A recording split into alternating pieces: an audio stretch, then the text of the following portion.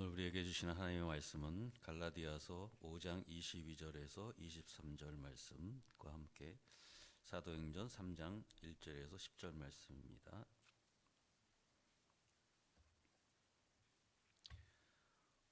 오직 성령의 열매는 사랑과 희락과 화평과 오래 참음과 자비와 양성과 충성과 온유와 절제니 이 같은 것을 금지할 법이 없느니라. 사도행전 3장 11절에서 10절 말씀 읽겠습니다.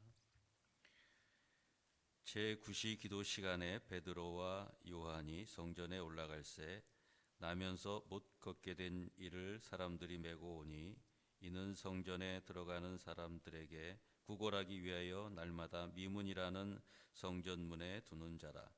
그가 베드로와 요한이 성전에 들어가려 함을 보고 구걸하거늘 베드로가 요한과 더불어 주목하여 이르되 우리를 보라 하니 그가 그들에게 무엇을 얻을까 하여 바라보거늘 베드로가 이르되 은과 금은 내게 없거니와 내게 있는 이것을 네게 주노니 나사렛 예수 그리스도의 이름으로 일어나 걸으라 하고 오른손을 잡아 일으키니 발과 발목이 곧 힘을 얻고 뛰어서서 걸으며 그들과 함께 성전으로 들어가면서 걷기도 하고 뛰기도 하며 하나님을 찬송하니 모든 백성이 그 걷는 것과 하나님을 찬송함을 보고 그가 본래 성전 미문에 앉아 구걸하던 사람인 줄 알고 그에게 일어난 일을 인하여 심히 놀랍게 여기며 놀라니라. 아멘. 이 시간은 박기선 위임 목사님 나오셔서 성령의 열매 하나님이 나에게 가장 좋은 것을 주시니라는 제목으로 말씀 선포하실 때에 큰 축복의 말씀으로 받으시기 바랍니다.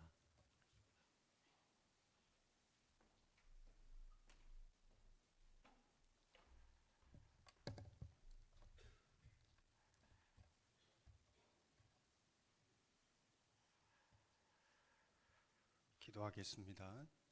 사랑의 하나님, 2024년 새해를 열어주시고 또 이 새해 벽두에 기도와 말씀으로 나갈 수 있도록 은혜 베풀어 주심을 감사합니다. 주님 없이는 살아갈 수 없고 은혜 없이는 살아갈 수 없사오니 주님 역사하여 주옵소서. 우리를 긍휼히 여겨 주옵소서. 기도의 문을 열어주시고 말씀의 문을 열어주셔서 우리가 주의 은혜로 무장하여 이 한 해를 주님과 함께 승리하며 나갈 수 있도록 역사하여 주시옵소서. 감사하오며 우리 주 예수 그리스도의 이름으로 간절히 기도하옵나이다. 아멘. 2024년 신년 특별 새벽 기도에 나오신 여러분 한 분 한 분에게 하나님께서 성령을 부어주시기를 소망합니다. 하늘의 능력을 입혀주시기를 소망합니다. 하나님의 진리의 말씀을 아는 지혜 주시기를 원합니다. 하나님을 더 가까이 하고 하나님께 더 하나님을 사랑하고자 하는 거룩한 열망 주시기를 소망합니다. 하나님의 불꽃 같은 눈이 이 안에 여러분의 심령과 삶을 감찰하시고 보호하여 주시기를 원합니다. 우리는 쉽게 낙심하고 넘어지지만은 저와 여러분을 향한 하나님의 열정이 하나님이 기뻐하는 사람으로 저와 여러분을 우뚝 서게 하실 것을 소망합니다. 그러한 은혜가 저와 여러분 가운데 있기를 주님의 이름으로 축원합니다. 새해가 되면 사람들은 새로운 결단을 합니다. 어떻게 살아야지? 내 삶의 어떤 행동의 변화를 구합니다. 주님과 동행하는 삶을 살고자 하는 그러한 새로운 계획도 세워보는 것이지요. 근데 작심삼일이라고 해서 쉽게 우리는 낙심합니다. 실패하지요. 인간은 원래 이렇게 연약한 것이야 이렇게 말하기도 합니다. 무엇이 잘못된 것일까? 우리의 행동이 아니라 우리의 마음이 바뀌어야 우리 행동이 저절로 바뀐다는 겁니다. 아무리 행동을 바꾸려고 해도 실패한다는 것이지요. 낙심하는 겁니다. 그러나 우리의 마음이 변화되어지면 우리의 행동이 저절로 바뀐다는 겁니다. 이것이 성령이 말하는 은혜의 원리입니다. 그러한 은혜가 저와 여러분 가운데 있기를 주님의 이름으로 축원합니다. 우리가 후반기에 이어서 성령의 열매에 대해서 우리가 함께 묵상하고 있습니다. 열매가 아니라 성령의 열매입니다. 성령께서 하시는 사역이 어떤 사역일까요? 우리가 죄인인 것을 알게 하는 것이지요. 우리가 죽을 죄인, 영원한 심판과 사망 가운데 거할 수밖에 없는 죄인이라는 것을 철저하게 깨닫게 하십니다. 오늘 5장에 읽지 않았지만 우리가 죄인의 본성을 가지고 있다는 것을 아주 뚜렷하게 보게 하는 것이지요. 우리 심령 안에 이 죄의 많은 어떤 모습을 보게 합니다. 음행, 더러운 것, 호색, 분쟁, 시기, 분냄, 당짓는 것, 분열, 이단, 투기, 술 취함, 방탕, 그 온갖 것 우리 마음 가운데 있는 것을 보게 합니다. 여기에 죄인 아닌 사람이 없는 것이지요. 그런데 예수 그리스도의 십자가가 나의 죄를 온전하게 용서하셨고 지금도 우리에게 그 용서의 은혜를 베푼다는 그 믿음을 주시는 분이 성령 하나님입니다. 뿐만 아니라 성령님께서는 우리가 하나님의 자녀로 예수 그리스도로 인하여 영원한 하나님의 나라를 소망하게 합니다. 우리가 이 땅에 살 사람이 아니라 우리가 하나님 아버지께서 우리가 이 땅의 모든 삶을 마무리할 때 영원한 하나님의 나라로 가는 예수 그리스도의 은혜로 인하여 그 하늘문을 활짝 열고 우리를 영접해 주실 것이라는 믿음을 주십니다. 그러한 소망으로 살게 하시는 것이지요. 이것이 성령의 역사입니다. 성령께서 우리를 이렇게 변화시키고 또 변화시켜가는 가장 근본적인 능력은 무엇인가? 그것이 바로 부활의 능력입니다. 포도가 가시나무가 포도나무로 변화되는 가장 큰 능력은 무엇인가? 부활의 능력입니다. 많은 사람들은 이렇게 이야기합니다. 우리의 죽음에 대해서 이야기합니다. 이미 죽은 거에 대해서 얘기합니다. 그 죽음에 갇혀 삽니다. 그 죽음이 마치 나인 것처럼 이야기하고 있는 것이죠. 그 죽음의 실체가 무엇입니까? 우리가 어떻게 변화될 수 있는가? 어떻게 그런 사랑을 할 수 있는가? 우리가 어떻게 하늘의 기쁨을 맛볼 수 있는가? 우리가 어떻게 하나님과 사람과 온전히 화목할 수 있는가? 우리가 어떻게 저런 사람을 용서할 수 있는가? 우리가 어떻게 하나님과 사람에 대해서 그렇게 오래도록 인내하며 기다릴 수 있는가? 우리가 어떻게 죄악된 습성을 온전히 끊어내버릴 수 있는가? 내가 정말로 다시 일어서고 소망을 가질 수 있는가? 나는 안 된다. 내가 어떻게 할 수 있는가? 이 모든 제가 말씀드리는 이 부분이 죽음에 대한 겁니다. 죽음에 대한 질문입니다. 부활의 능력으로 부활의 소망을 가지고 살면서 많은 사람들은 이 죽음에 갇혀서 이 죽음의 질문을 끊임없이 하고 죽음 안에서 살아가고 있다는 것입니다. 그것을 모두 깨트릴 수 있는 것이 부활의 능력입니다. 그 부활의 능력을 믿으시기 바랍니다. 내가 십자가에 죽고 예수로 사는 것이지요. 하나님의 성령이 그 부활의 능력으로 내게 역사하셔서 나로 모든 것을 할 수 있다는 것을 그 믿음 주시는 것입니다. 그것이 은혜이지요. 여러분, 이 새벽에 나오면서 수많은 죽음의 질문이 나는 죄인이라는 이 수많은 죄의 열매들이 여러분을 주장하고 있지 않습니까? 오늘도 부활의 능력을 힘입기를 소망합니다. 이 한 해도 부활의 능력으로 승리하시기를 소망합니다. 내가 안 된다고 하는 죽음이 그 죽음이 십자가에서 매일매일 일어나야 한다는 것이지요.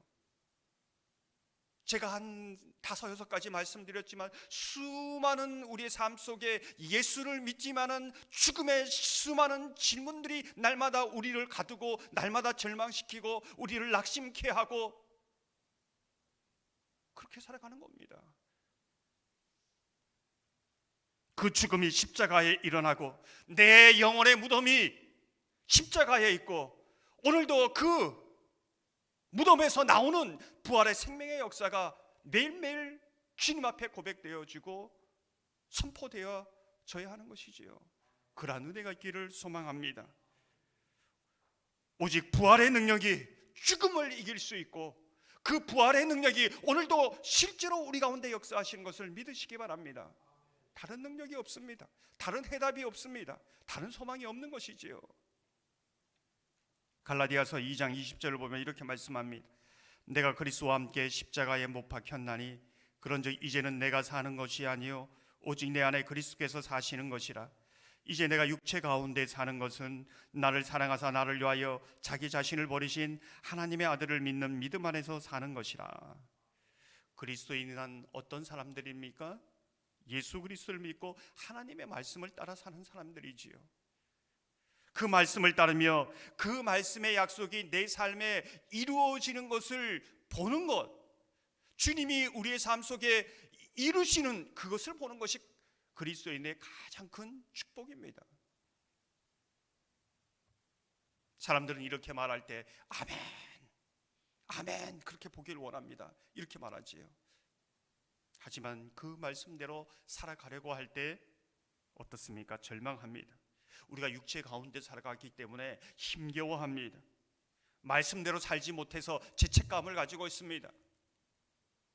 매주일 주님 앞에 나와서 우리가 참회의 기도를 하는 것은 죄를 용서받기 위해서 참회 기도를 하는 것이 아닙니다. 이미 용서받았지만은 우리의 연약함, 이미 용서받은 죄를 고백할 뿐입니다. 이 죄를 이길 수 있는 능력 달라고 기도하는 것이지요. 내가 사는 것이 아니라 내 죽음이 십자가에 일어나고 부활의 능력을 받아야 그 능력을 받아서 사는 사람들이 하나님의 자녀다. 성경은 이렇게 말씀하고 있습니다. 내가 예수 그리스도와 함께 십자가에 못 박혀 죽었고 예수 능력으로 예수를 믿는 믿음으로 사는 사람이 하나님의 자녀다. 이렇게 정의하고 있습니다. 내가 예수 그리스도와 함께 십자가에 못 박혀 죽었다는 것은 어떤 죽음도 나를 주장하지 못한다. 예수 그리스도의 영격형, 예수 그리스도의 생명만이 나를 주장할 권리와 자격을 가지고 있다. 이제 이러한 믿음이지요. 사랑하는 성도 여러분, 예수 그리스도와 죽고 예수 그리스도와 사는 부활의 능력으로 매일매일 이 한 해를 살아가시기를 소망합니다. 승리하시기를 바랍니다. 지금도 내 안에 역사하시는 성령의 능력이, 성령의 역사가 그냥 지식이 아니라 그냥 내가 알고 있는 어떤 것이 아니라 실제로 인격으로 역사하시고 나를 도우시고 위로하시는 그 능력으로 내 마음을 변화시키고 내 삶 속에 성령의 열매를 맺게 하는 그 은혜의 간증이 저와 여러분 가운데 있기를 주님의 이름으로 축원합니다. 오늘은 성령의 열매 가운데 자비에 대해서 말씀하고 있습니다. 자비가 무엇인가? 오늘 사도행전에 읽었는데 자비에 대해서 가장 잘 보여주는 본문이 사도행전 오늘 3장 1절에서 10절 말씀입니다. 5절 6절을 보면 이렇게 말씀합니다. 그가 그들에게서 무엇을 얻을까 하여 바라보거늘 베드로가 이르되 은과 금은 내게 없거니와 내게 있는 이것을 내게 주노니 나사렛 예수 그리스도의 이름으로 일어나 걸으라 하고. 우린 여기서 무엇을 보아야 합니까? 베드로와 요한이 기도 시간이 되어서 성전에 올라가고 있습니다. 그럴 때 구걸하는 사람을 만나게 되는 것이지요. 그 구걸하는 사람이 구하는 것은 무엇입니까? 은과 금을 구하고 있습니다. 그런데 베드로와 요한은 은과 금을 준 것이 아니라 예수 그리스도의 이름의 능력을 주었습니다. 복음을 주었습니다. 이것이 하나님의 자비, 하나님의 자비를 가장 잘 보여주는 사건입니다. 자비란 무엇입니까? 하나님께서는 우리가 정말 이 한 해를 살아가면서 은과 금을 주시옵소서 기도할 때에 은과 금을 주시는 것이 아니라 정말 우리에게 필요한 복음을 주시는 분이라는 것입니다. 그것을 믿으시기 바랍니다. 이것이 하나님의 자비입니다. 예수께서 우리에게 보석도 주시고 돈도 주시고 건강도 주시고 천사도 보내주시고 능력도 주시고 모든 걸 주신다 할지라도 예수께서 복음을 우리에게 주시지 않는다면 우리에게 아무것도 주시지 않은 것입니다. 그것을 믿으시기 바랍니다. 하나님은 정말 그 어떤 것보다 복음이 필요한 것을 아시기에 하나님의 자비하심으로 예수 그리스도를 주시고 복음을 주신 겁니다. 자녀에게 아무리 좋은 것을 준다고 하여도, 내 사랑하는 사람에게 아무리 귀한 것을 준다고 하여도 복음을 주지 않는다면, 영혼 구원이 없다면 아무것도 주지 않는 것입니다. 결국은 그들이 저 지옥의 밑바닥에서 왜 나에게 아무것도 주지 않느냐고 원망할 것입니다. 복음을 주지 않고 영혼 구원이 없다면 아무것도 주지 않은 것입니다. 그게 하나님의 자비입니다. 우리가 이웃 가운데 자비를 베풀 때 이웃이 원하는 것을 무시 안 하는 것이 아닙니다. 그들에게 정말 필요한 것이 무엇인가 생각하는 것, 이것이 자비의 열매요 하나님의 긍휼입니다. 그 무엇보다도 복음, 영혼 구원이 제일 먼저라는 것이죠. 가장 필요한 것, 그것을 주어야 한다는 것입니다. 이 안에 이 자비의 열매를 맺어가기를 주님의 이름으로 축원합니다. 가정 속에, 삶 속에, 삶의 현장 속에 이 영혼 구원의 역사가 있기를 주님의 이름으로 축원합니다. 우리가 올해 선교 마인드를 가지고 세계에 있다, 세계로 있다라는 그 표로 나가고 있습니다. 많은 선교지에서 시행착오를 여러 겪습니다. 그 원인이 무엇인가? 그들이 원하는 것을 달라고 할 때 그것 주다가 정말 주어야 할 복음을 주지 못해서 많은 선교지가 황폐화되고 전혀 이상한 복음으로 변질되어지는 것이 얼마나 많습니까? 한국교회의 어려움이 무엇입니까? 성도들이 내가 원하는 것을 달라, 내가 원하는 것을 달라, 그들이 원하는 것을 주려고 맞추다 보니 진작 주어야 할 복음이 없어지고 복음을 잃어버리고 한국교회가 여기까지 왔다, 이렇게 진단하고 있습니다. 2024년을 시작하면서 하나님께서 우리가 원하는 것을 주시지 않고 정말 우리에게 필요한 것을 때를 따라 주시는 자비로우신 그 하나님을 경험하시기를 소망합니다. 그 하나님이 주시는 복음으로 인해서 영혼이 살아나고 영혼이 회복되고 영혼이 구원받는 역사가 있고, 그 자비의 열매가 여러분의 심령 속에, 여러분의 가정 속에, 여러분의 삶 속에 맺혀지기를 주님의 이름으로 축원합니다. 함께 기도하겠습니다.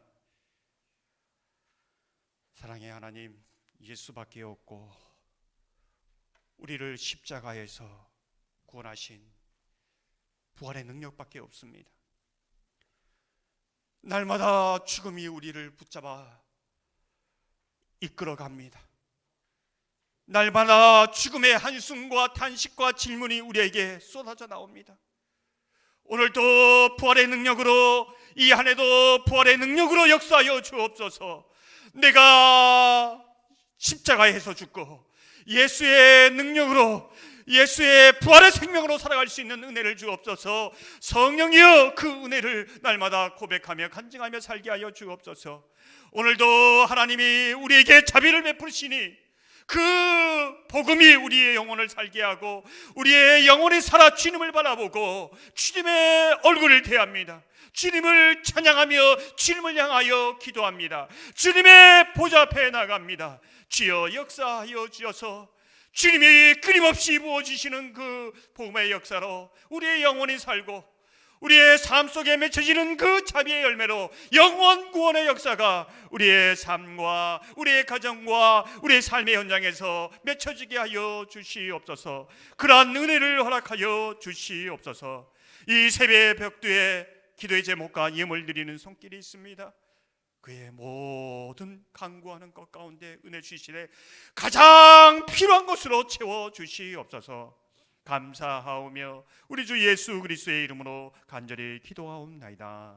아멘.